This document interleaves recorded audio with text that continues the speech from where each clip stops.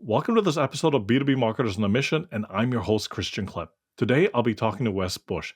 He's the CEO and founder of ProductLed. Over the last 8 years, he's worked hands-on with more than 400 SaaS companies to help them unlock more than $1 billion in self-serve revenue through product-led growth. He's also the author of the ProductLed Playbook, How to Build a Product That Sells Itself. Tune in to find out more about what this B2B Marketer's mission is. All right, Mr. Wes Bush, welcome to the show. Thanks so much for having me.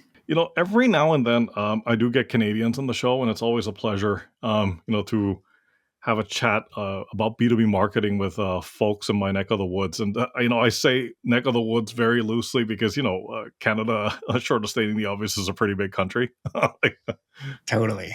Yeah, absolutely. So let's jump into it, Wes, because, this is going to be, I'm sure, a pretty great conversation, but more importantly, I think it's one that's going to be interesting and relevant, right? And if we're just going to start, I'm going to start with saying that you are on a mission to help B2B companies to unlock self-serve revenue and dominate their markets with tiny teams, right? So for this conversation, we're going to focus on a topic that is, I would say, near and dear to you, which is how to build a winning strategy that ignites growth. Now, I know for some members of the audience, that might sound very top level and generic, but we're going to get into it here and going to get into the weeds, and then they'll understand why we're calling it that, right? So let's kick off the conversation with two questions, and I'm happy to repeat, right? So a big part of what you focus on is product-led growth. So why do you believe product-led growth is only half the story, and what should marketers do about it? Yeah. So for product-led growth, if you're not sure what it is a go-to market motion where you'll use your product to acquire users. You can use it to engage those users to get them to value, also monetize them, and also use it to expand into accounts. So if you think about a company, what does that look like? You'll typically see a free trial, a freemium motion, or something like that, where that's what the company is using to acquire more people, come in the fold. And so from a marketer's point of view, this is really huge because every single time I've worked with a company, let's say that's sales led, where they just have a demo led kind of motion, and then they launch a free trial or a freemium motion, right off the top, same traffic, you're going to have 20 to 30% more people signing up. And it's nothing crazy behind the scenes stuff. It's just people want to try before they buy. And when we ran this study, we found out actually 97% of people would prefer to try before they buy versus talk to someone in sales. And so you'll see that in your conversion rates as well and everything else like that. So that's kind of what product-led growth is, and then why it's really relevant for marketers to consider. And that's just talking about one aspect of it, where it's from your call to action for your main product. But there's so many other ways you could leverage product-led growth, powered by X company. You might have seen that with companies like Drift or Intercom and stuff like that too, which can really fuel growth and help you acquire customers with a very low customer acquisition cost. Yeah, no, absolutely, absolutely. I wanted to go back to something you said earlier, which I think is very interesting, and I have seen it a lot, right? There's even reports about that out there. A lot of users prefer to yes, absolutely, try before they buy, but they also want to have this. I'm just going to say, there's contactless, but there's also salesless experience, if that's even a word, right? Which means that they want to try and buy and conduct this research and make an informed decision without necessarily having to have a conversation with that salesperson. Why do you think that is? It's why do we think that is? I don't know. There's goes back to the psychology of okay, do you need to do this at the end of the day too? The question I always ask companies, where it's when it comes to sales, is this person adding value, or friction. And a lot of times when it's like, hey, the only way you can buy from us is if you talk to us and you go through our sales process. Like, who has the leverage in that kind of relationship? It's the buyer, you would think, right? But what's changed is every single industry right now, especially in the software space with AI booming and all that stuff too, is it's never been easier to create a product. So in every single market, there's tens or hundreds of different options. And so you lost your leverage. If you ever thought you had leverage, you're like, hey, we're going to get people to buy the way we want them to buy. That's gone out the window. And you need to actually cater towards, hey, this is what buyers want. And I think it goes back to your question of like, why do people want this? Well, they've been probably burned at some point. Like I think of so many products I've personally bought where I'm like, back when I was working at Vidyard, for instance, we were purchasing Marketo. And Marketo is like this ultra powerful marketing automation platform. And I was like on the website and I was like, oh, wow, this thing's so slick. It does so many things. This would be great. I'm excited. And then we signed it. And then we got the product login. I was like, oh, this thing's complicated. This is going to take a lot of work to just figure out how to set up this tool. And I was like, man, I thought it was so much easier, better, slick, like that marketing side and all that stuff. And so you just have to have one of those experiences to be like, you know what, there is this marketing sales-led way of building a company. And then yes, you can build trust that way. It takes longer. But then there's this other way of like, hey, listen, just here's the keys to the product. See for yourself if you like it or not. Just like when you buy cologne or perfume, you're like, oh yeah, I'm going to like have a little sample of that, see if it smells good. And then you can try it on. And sometimes that's a completely different experience too. You're like, smells good in the bottle, but then you put it on your skin like an hour later, it's either washed off or like, you're like, I don't like that. And so if you want to build trust faster, you have to actually have that product-led experience. Sounds to me that you want to create a better customer experience, which is actually more surprise customer centric, right? Yes. Surprise. Yes, absolutely. No, totally agree with that. And I think we've all had those experiences, right? Where you didn't have the opportunity to try before you bought, right? Said product or service. And then when you actually got it, you, for lack of a better description, just didn't have a very seamless or perhaps even a horrible experience with said product. And just that cycle of having to go through customer support or getting some help with said, like, for example, software, that in itself probably was a nightmare, right? Oh yeah. And they're like, oh man, I'm gonna have to like spend all that time learning how to use this. Man, wouldn't it have been nice if we just purchased something easy to use? Exactly. It's like Exactly. you realize that. You're like, man, it would have been, right? Yes, But we didn't do that whole process. exactly. Exactly. Uh, Moving us on to the next question, which is still focusing on this topic of building a winning strategy, right? What are some of these key pitfalls that you think B2B marketers should avoid, and what should they be doing instead? Yeah. All right. So the very first question, like when I go through like how to build a winning strategy, it all comes down to like, hey, which market could you become the obvious choice in? Because in any market, there's 4 buckets you're going to fall into. The very first one is like the scariest, hardest place to be in and get out of, which is just commodity zone. And when you're in a commodity in your industry, everybody's just saying, hey, like, what's the best price? What can you do for me? And it's really hard to stand out and build a sustainable business because your profits are just slashed. The second kind of bucket, a little better, is your contender. And a contender does at least 1 or 2 things a little different to break out of the commodity zone land.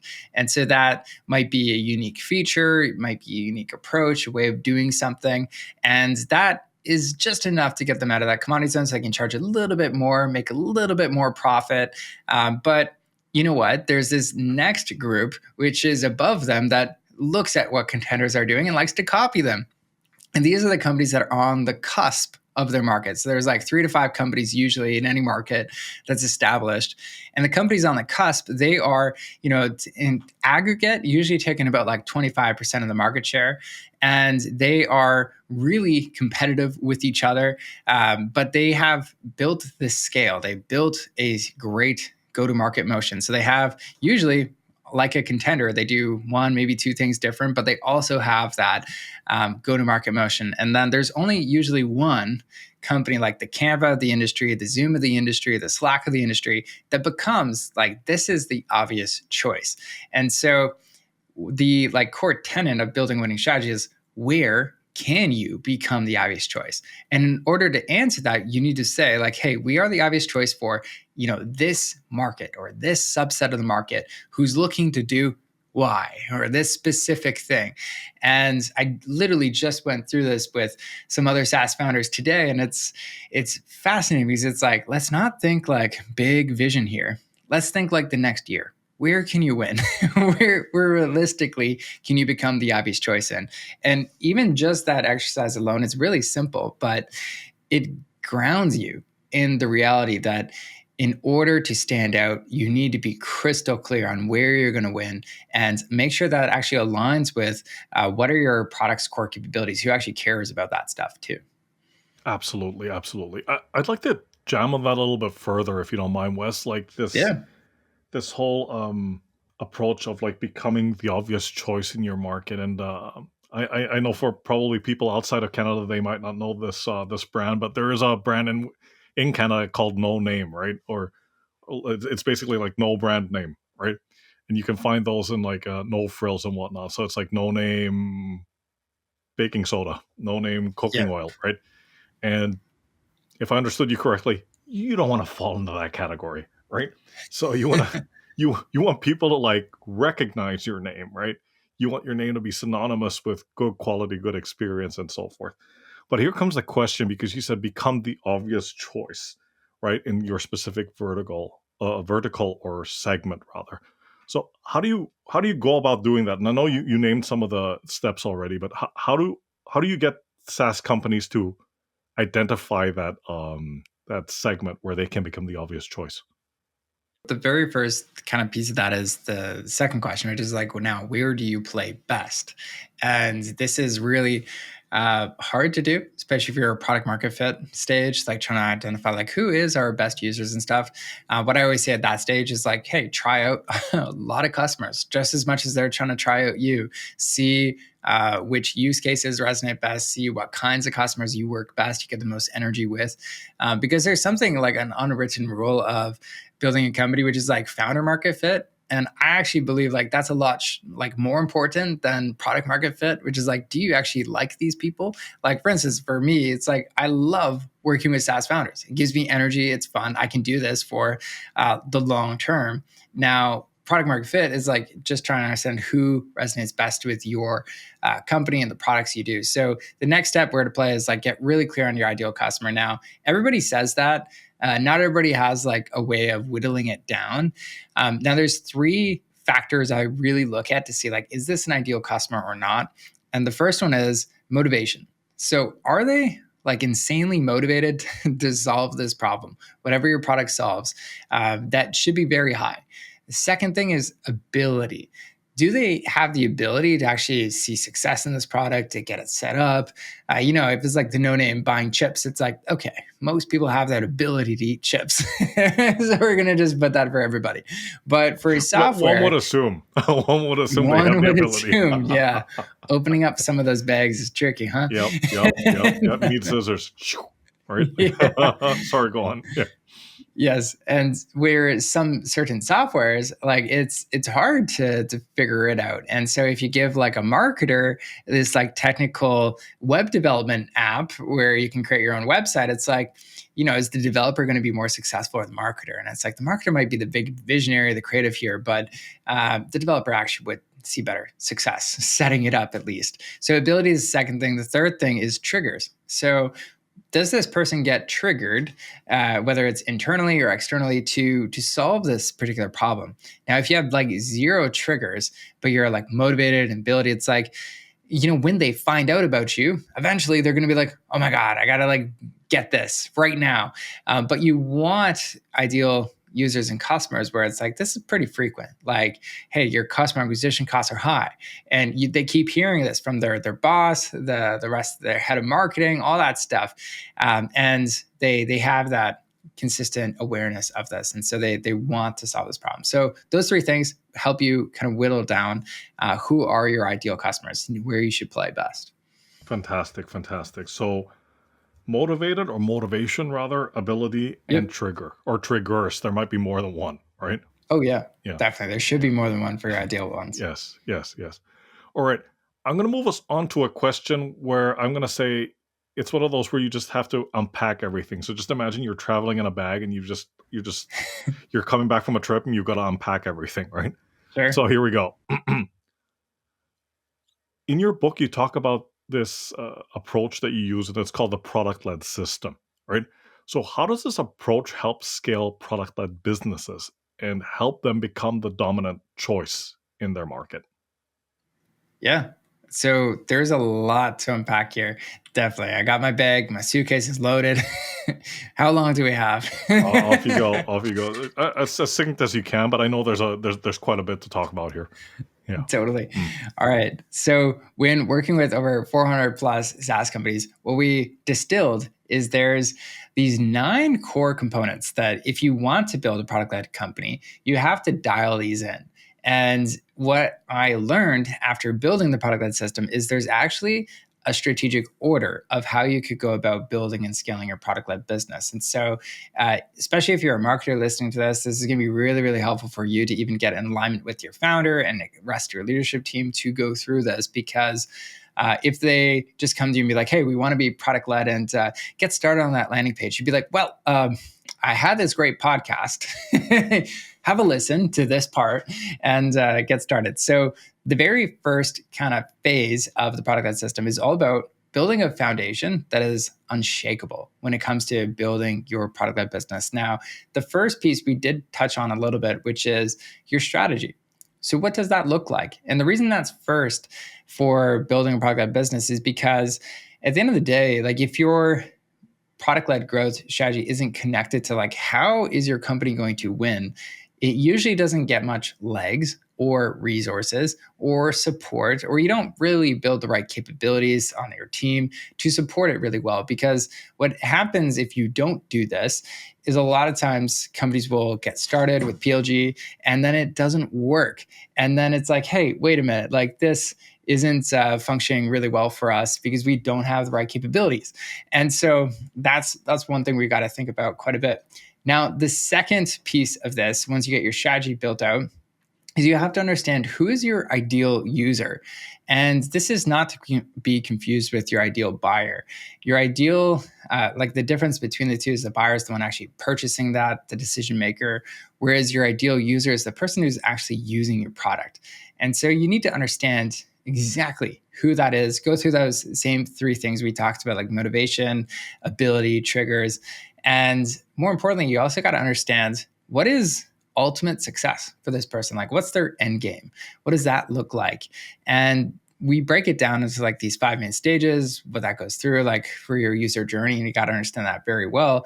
But even that alone, when you break down, like, I'll give you an example for marketers. It's like when you think about the stage in the user journey of just signing up, okay, what are all the challenges that somebody's going to encounter or try and go through in order to sign up? It could be simple things like, hey, we just have like too many form fields. It could be something a bit more complicated, like, hey, I don't trust what this site is. Like, I'll give you an example. One of our product-led clients, like they have a company that basically, if you hook up your AWS or your cloud servers, they will run all these reports and help you identify like, hey, there's these errors here and all that stuff.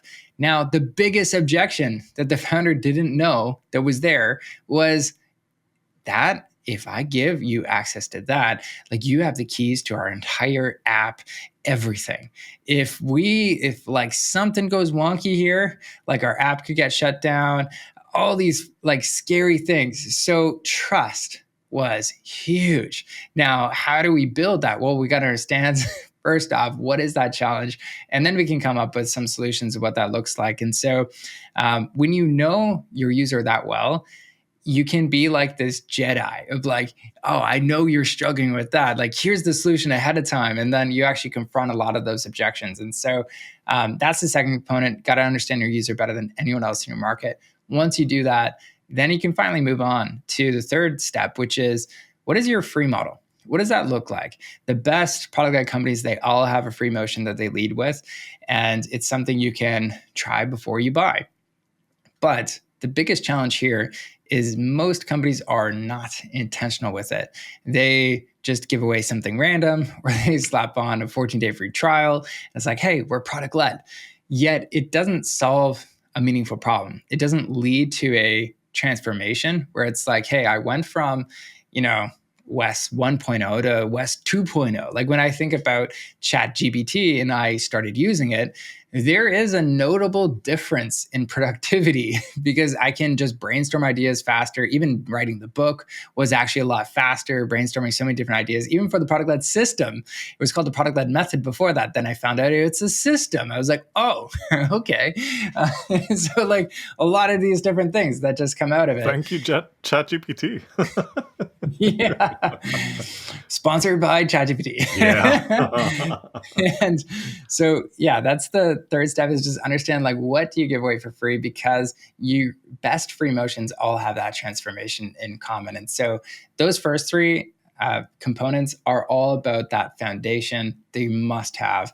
And phase two is really all about your go-to-market motion. So what does that look like? How do you get customers to find out what you do and sign up for your product and actually upgrade? So the core focus for phase two is all about how do you unlock self-serve customers that can just sign up, get the value, upgrade without talking to you.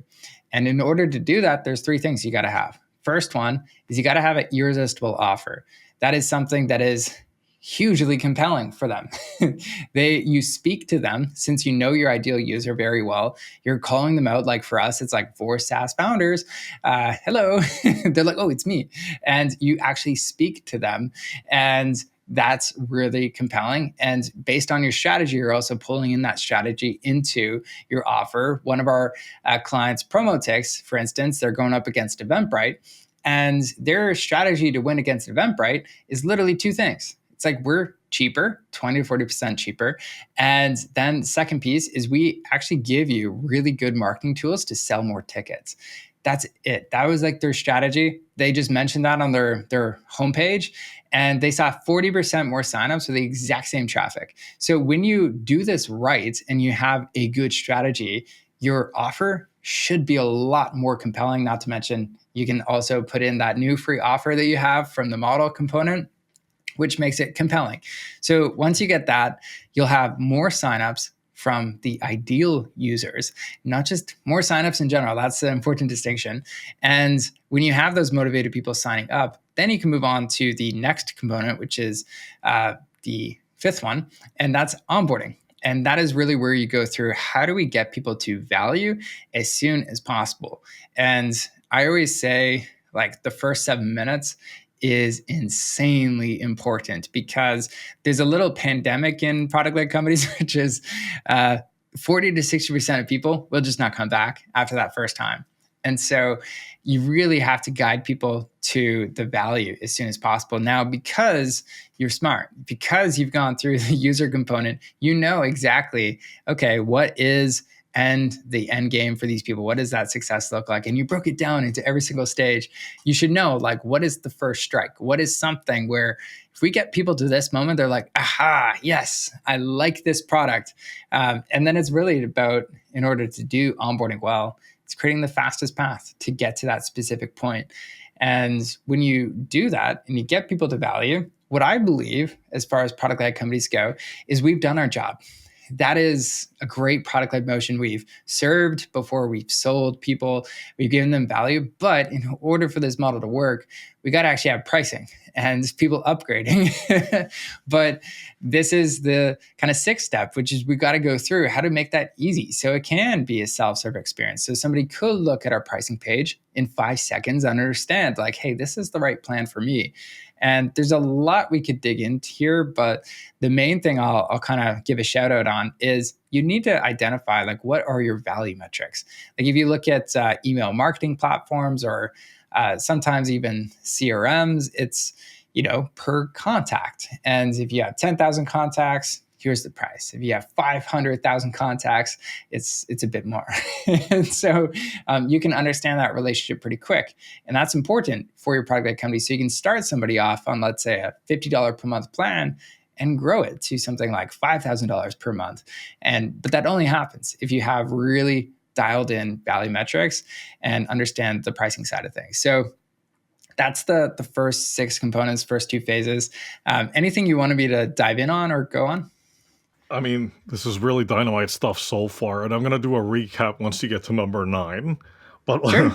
but like there were so many things that you said that resonated. Like for example, having an irresistible offer. I mean, just to quote Marlon Brando, right? I'll make you an offer you can't refuse. Right? Like Yeah. but I think on the topic of onboarding, do you, from your own experience, do you see that that's an area where a lot of SaaS companies struggle? Because you always talk about churn, and then customer success gets involved to make sure that the customers don't churn, but sometimes they enter at a little bit later stage of the entire process, and by that point, customers will say, you know what, I'm actually done. Where we've actually signed a contract with somebody else. But like over to you, like what's your experience been? Oh, I think it's one of the biggest problems that a lot of companies struggle with. One caveat, though, is a lot of times they think it's the biggest issue, but it's not. I'll give you a couple examples. So I was talking with this one founder, and he had a low free to paid conversion rate, which for many product companies, like it's usually the free to paid conversion rate that drives them crazy. They're like, it's low. Why is it low? It's onboarding. It's usually the first thing they come to because usually it needs a lot of work. But then in this case, that wasn't the scenario. So I heard what he was trying to do to fix the free to paid conversion. He was like, I'm going to spend the next quarter fixing our onboarding. This is exactly what we're going to be doing. And then I went to his website. I was like, now tell me, what do you do? I don't understand. It's something AI enabled, but like, what the heck do you do? As nicely as possible in my Canadian accent. And so he's like, oh, we do this. And I was like, oh, okay. Yeah. I get that. I get what you told me, but I did not get that from your website. So here's what was happening is he was having people sign up, and they would go through the onboarding and they'd be like, not actually seeing value because they, one, were not the right people because he wasn't speaking to them. Two, they didn't actually really know what they were signing up for. So they had almost next to zero motivation. And so, of course, they would just like bugger out halfway through because they're like, I'm not really that committed. I don't really understand what this product is unless you have a lot of extra time. And what was interesting about that too is if he was talking to the people, he would be able to close them and upgrade them. So there was this weird thing going on where it's like, okay, whatever you're saying, buddy, it's important. And whatever you're showing them in the product is very important too. But when you're making this self-serve, that's not quite happening. And then the other most common thing where they think it's onboarding is somebody signs up for free, they can like click around, they can do stuff, but they can't actually experience any meaningful transformation because they've gated it, because they didn't understand like from the model component, like what is something we got to give away that actually gives people a power up in life. It has to feel like there's the before and then there's the after of this product. And if it doesn't have that, if it's just bland, or I just sign up for another app and now they're bombarding me with emails and all this fun stuff, and I've got zero value, of course I'm not going to upgrade. And that was a long-winded way of saying there's a lot more that goes into free-to-pay conversion rate than just the onboarding. But you are right that most people focus almost too much of their time, I would say, on fixing the onboarding when the foundational elements before it actually matter a bit more. And just most people don't think about those. Absolutely, absolutely. Yeah. No, in your best Canadian accent, you mean like sorry, right? Like So sorry. What do you do? Yeah. but you mentioned a couple of things, but the one that jumped out at me is the part of it is the messaging or the way that you package it, right? Because I've been on a couple of those websites too, and I scroll up and down, and I go back up to the above the fold of the website, and I read through all the copy, then I scroll down again, and I'm like, okay, yeah, still don't understand. Go back up, And I go through it 2 times and I'm like, I still don't quite understand what this SaaS company is doing, right? So to your point, right, if that's not clear in those first couple of seconds, right? Because you've got a window, right? A very short window of time in which to grab people's attention and to communicate what it is you do and how it benefits them. And if companies can't do that, you're going to see a bounce rate. People are going to drop off and what have you. But the other thing that you said was the before and after, right? I, in fact, as I was taking my notes, I put like these massive exclamation points right next to it, right? Because there's many companies out there that don't communicate that enough, right? That transformation that they are not necessarily aspiring to bring, what they probably have already brought, but it just doesn't come across in anything that they communicate. Yeah, and it's very common for that. And one thing on the marketing side that like a lot of people will resonate with and think is like once you hear it, you'll be like, oh yeah, that's true. Sales led companies can actually have much shorter, whether it's home pages, product pages, and all that stuff. They can keep things a little more vague, high level, focus around the value prop, but then just get people onto the call where they can deliver a lot more of those messages that gets people to understand, okay, this is exactly what it is. This is how you help me. Whereas product-led companies, usually it's a bit longer, but that's why product marketing right now is booming, especially for a lot of product-led companies, because it's a unique capability you have to develop. You got to make something really, really crystal clear, like what the heck it is, what does it do, how it's going to enable you, and that can't just be left up to, oh yeah, we'll catch them on the call if they don't understand what it is. It's like, no, you won't ever see them. They're probably going to be anonymous visitors on your website before they even sign up, and you just won't have a chance or a second bat with them. Absolutely, absolutely. All right, Wes, we've been keeping the audience in suspense now. What are the last three parts of that process? So the first one, all about unshakable foundation. Second phase is all about like unlocking self-serve customers. Now, once you've graduated to this stage, the last phase is all about how do we unlock exponential scale? And in order to do that, now that we have the inner workings of a product-led motion with the offer, the onboarding, the pricing, now we got to look at your data and understand where is the biggest bottleneck. We have to understand that at every single week. We got to know, okay, this is where most people are dropping off. This is where they're getting stuck. And so the main metrics we look at for a product-led company is number of like unique users that are on their website, number of ideal signups. What does that look like every single week? How many of those signups got to, successfully onboard, go through the onboarding setup? And then how many of those people got to what we would consider a first strike, something like tangible, first value moment, aha moment, whatever you want to call it. We just like first strike because it goes with our framework of the bowling alley framework. And then once they get at the first strike, how many of those people get to a key usage indicator, which is experiencing the value of the product at least 2, maybe 3 times. And the reason why this one's really important is because what you're trying to build here is a bit of a habit. And it's not just enough to get like one quick aha moment, like, yeah, that was good. We want people to come back again and again and be like, oh yeah, I created a new graphic or something like that. If you're Canva as an example, where you're like, oh, I'm really getting this. And then how many of those people who hit that key usage indicator upgrade? And so with just those simple go-to-market metrics, there's a few others like business health metrics and your North Star metric that we also go through. But with that, you can easily find out where is the main constraint of this business. Is it signups, which is holding us back? Is it, not enough people getting to value, which is, like you mentioned with onboarding, it's actually one of the biggest problems. But what's unique is every one of those metrics should have a unique owner. And let's say if this week, you own the metric for first strike and not enough people are getting to a first strike in the product, you actually become the mini CEO on the leadership team. And you're saying, hey, listen, everybody, I know I'm holding everybody back. We got to solve this. I got to enroll your help. And even if other people have high priority stuff on their plate, they have to support you if you need their help because it's the company's bottleneck. And that alignment and that focus around the data side of things creates insane focus, which you need. Because if you're scattered everywhere, you're like, okay, it doesn't matter, Christian's got it, I think. But it's like, hey, if you need your help, drop it. Drop whatever you're doing. This is the main priority. And companies that do that grow way faster.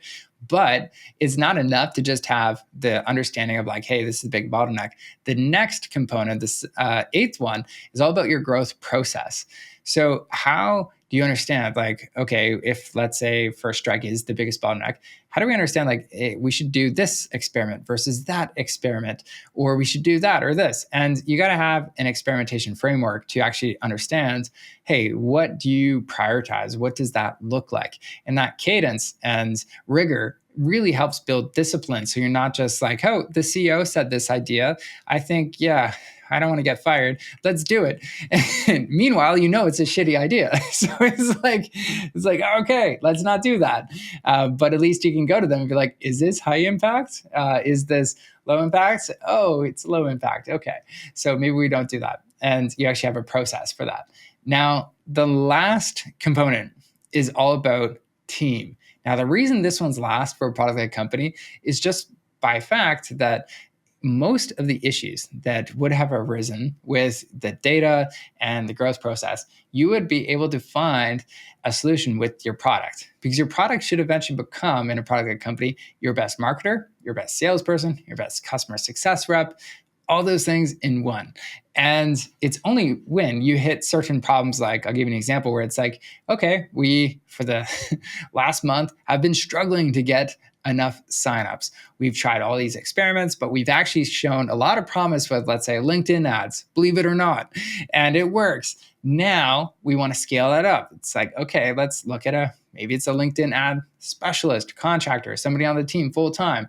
And that's when you can start to look at, okay, we need to bring people into this equation to scale this up.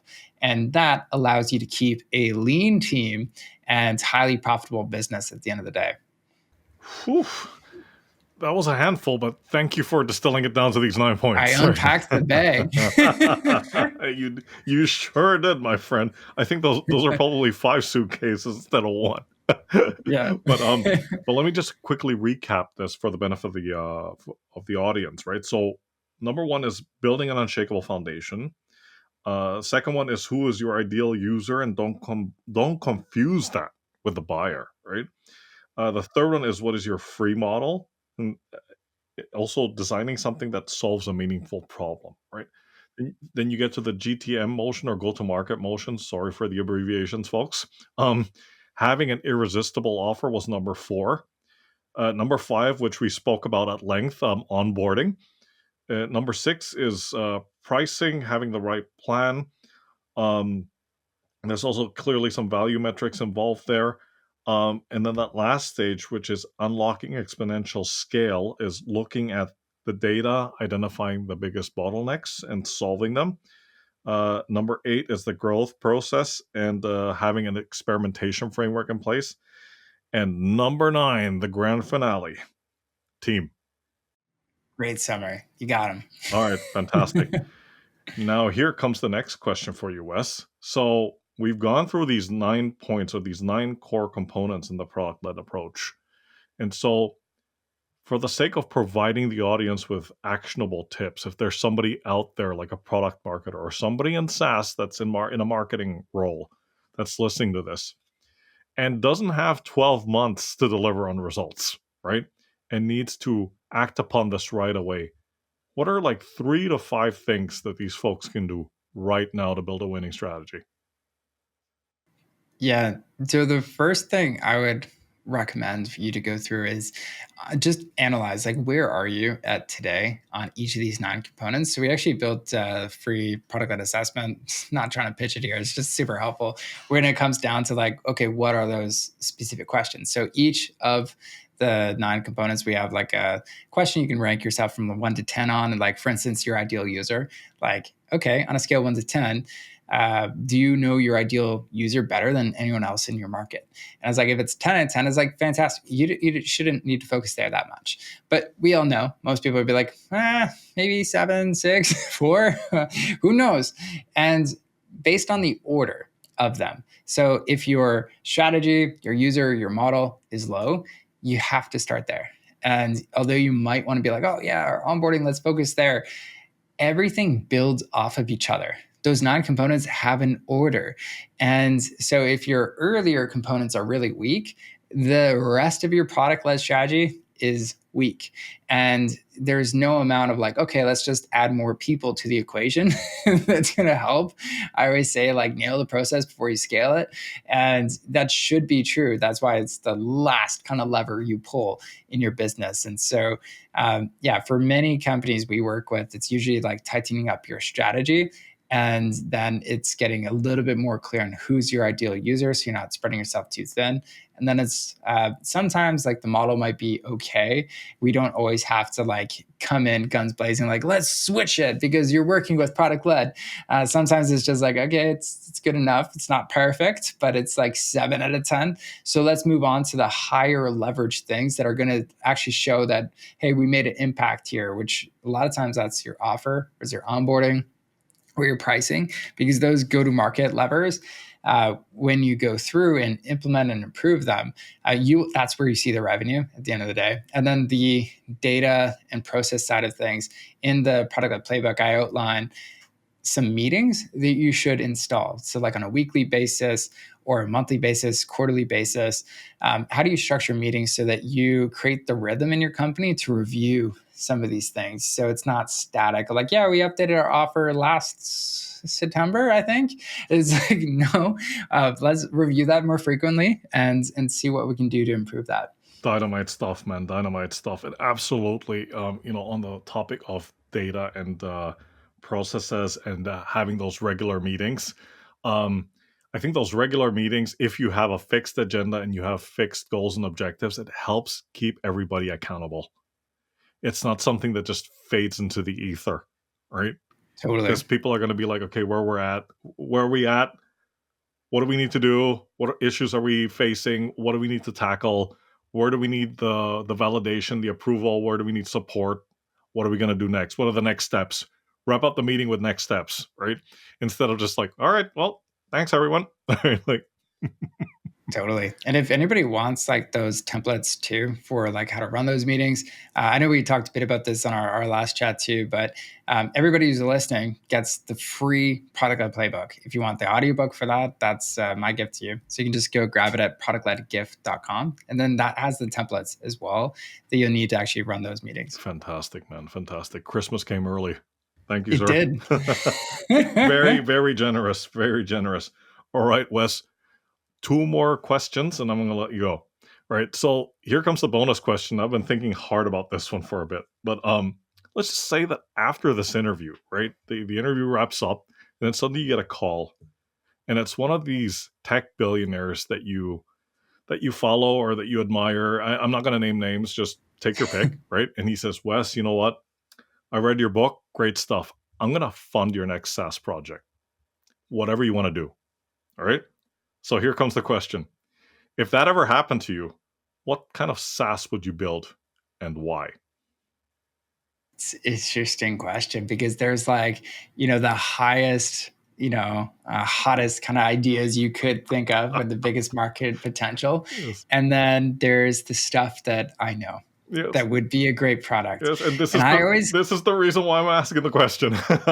Yeah, I consider myself like there's the fox versus the hedgehog. Yeah. I'm totally a hedgehog, man. Okay. So right. It would literally just be doubling down on the product-led system, turning that into its own software product. Because, like, for instance, with the strategy and everything, after helping hundreds of companies do it, it's like, I know pretty much like what's a good strategy and stuff like that pretty quickly. And it's like, I could train an AI on that and get people 85% of the way there. So yeah, I would definitely just make it way easier and faster to implement the product-led system. That'd be my favorite thing to do. Fantastic. Great answer. Wes, thank you so much for your time and for sharing your expertise and experience with the listeners. So please, quick intro to yourself and how folks out there can get in touch with you. Yeah. So if any of you want to learn more about product-led growth, you can easily find me at Wes Bush on LinkedIn. And also, if you want to learn more about some of the programs we have to help you level up and scale up PLG, you can just check out productled.com. Fantastic. And we'll be sure to drop those links in the show notes when this episode gets pushed live. So once again, sir, thank you so much for your time. Take care, stay safe, and talk to you soon. Thanks for having me on. All right. Bye for now.